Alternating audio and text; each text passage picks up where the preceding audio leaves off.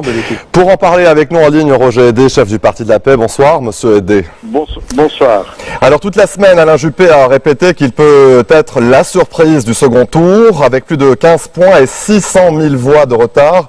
Le maire de Bordeaux a-t-il encore une chance de l'emporter ce soir?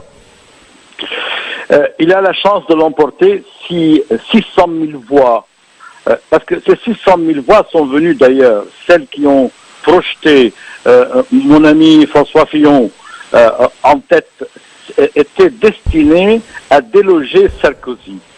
Une fois que Sarkozy est délogé,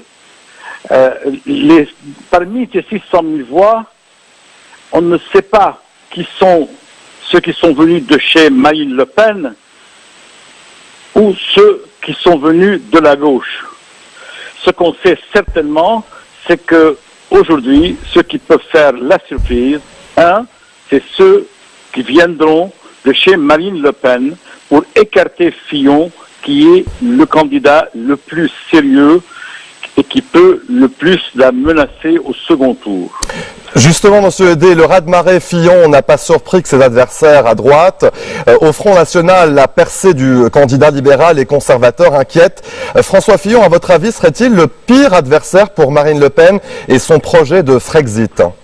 Sans aucun doute, et c'est la grande question de cette semaine, c'était celle de savoir combien, et c'est la grosse erreur de cette primaire d'avoir ouvert le droit au vote à qui veut venir voter en payant 2 € et en signant une charte qu'il peut jeter dans la poubelle 2 minutes plus tard.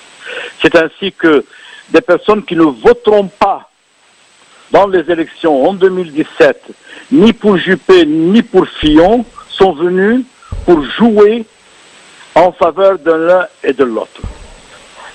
Pour ce qui est d'Alain Juppé, il peut créer également la surprise s'il y a mobilisation du centre droit et du centre gauche en sa faveur. Car centre droit et centre gauche ne sont pas, voient en face un parti socialiste en état de décomposition avancée avec 3 candidats potentiels, le président de la République, le Premier ministre, M. Valls, M. Mélenchon, la nouvelle gauche thatcherienne, comme l'a été M. Clinton aux États-Unis et comme l'a été Tony Blair. Donc là, il y a une inconnue, il y a une mobilisation. Les informations jusqu'à présent disent qu'il y a 10% plus de votes que le dimanche dernier. Donc il y a une masse qui est venue voter. Et ce n'est pas nécessairement une masse qui vient du Parti républicain lui-même, mais de ceux qui veulent influencer les résultats. Alors, monsieur Hédé, vous connaissez personnellement François Fillon, que vous avez déjà reçu chez vous. Et Alain Juppé, bien entendu. Et j'ai autant de respect et de sympathie pour les deux. Alors, vous connaissez François Fillon personnellement, que vous avez donc reçu chez vous à Byblos. Monsieur Hédé, quelle sera, à votre avis, sa politique vis-à-vis du Liban et plus largement d'un Proche-Orient bousculé par les conflits et Daesh? Alors, il y a une bonne nouvelle et il y a une mauvaise nouvelle. La bonne nouvelle, c'est que il est tout à fait engagé pour la protection des chrétiens d'Orient et pour la protection des chrétiens d'Orient, la symbolique de l'existence et de la survie du rôle chrétien dans un Liban libanais tel qu'il a été conçu et que nous appelons notre Liban, est sacré. Donc, de ce point de vue-là, il est libanais de cœur. Je ne dirais pas que M. Juppé est loin de là. Non.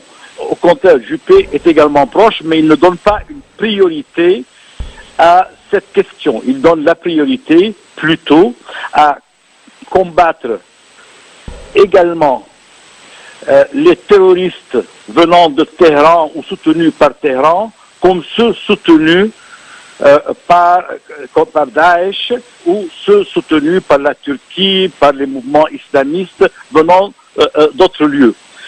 J'ai été surpris par le fait que durant le débat, François Fillon a parlé de l'Arabie Saoudite et du Qatar en négligeant de faire la balance, en parlant de l'Iran qui exporte sa mélocratie mollacratie, son islamisme déstabilisant et l'Irak et la Syrie et le Yémen et cherchant à déstabiliser tous les pays du Golfe. Oui, monsieur il n'a pas fait la balance. Donc là, je crois qu'il a fait un peu du Donald Trump, tout en aussi soulignant une collaboration avec Vladimir Poutine afin de combattre Daesh. Bien sûr, pour combattre Daesh, il faut une grande alliance, mais elle ne peut pas être une grande alliance si elle n'inclut pas le monde arabo-musulman sunnite, car il reste la majorité écrasante du monde arabo-musulman. Et ce sera le mot de la fin. Merci beaucoup, Roger Dey, chef du Parti de la Paix, pour votre intervention dans ce journal.